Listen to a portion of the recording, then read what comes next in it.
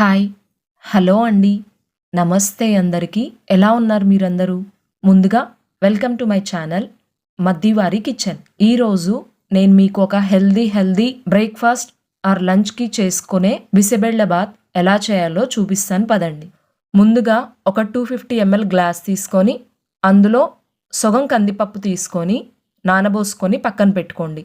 తరువాత ఒక 10 to 15 French beans, 3 క్యారెట్లు, 2 బంగాళదుంపలు, 2 ఉల్లిపాయలు, 3 టమాటాలు, 4 పచ్చిమిరపకాయలు తీసుకొని ఇలా చిన్న చిన్న ముక్కలుగా తరుక్కొని పక్కన పెట్టుకోండి. కందిపప్పు నానిన తర్వాత ఒక గిన్నెలో కందిపప్పు, ఈ ముక్కలు అన్నీ వేసి మూత పెట్టుకొని కుక్కర్ విజిల్ పెట్టి ముట్టించుకోండి.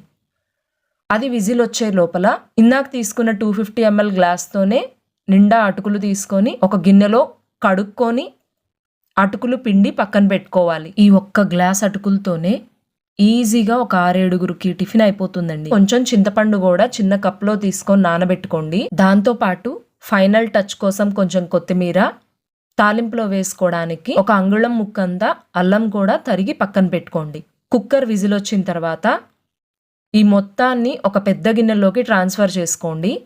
అందులోనే ఇంకొక గ్లాస్ నీళ్లు కూడా కలుపుకోండి. ఇదంతా కొంచెం ఉడకడం మొదలైన తర్వాత ఇందాక కడిగి పెట్టుకున్న అటుకులు తీసుకొని ఇందులో వేసేసేయండి. మీరు తీసుకున్న చింతపండు రసం దాంట్లో వేసి ఒకసారి ఈ మిశ్రమం మొత్తాన్ని కలబెట్టుకొని ఒక 5 నిమిషాలు మంట మీడియంలో పెట్టుకొని ఉడకనివ్వండి.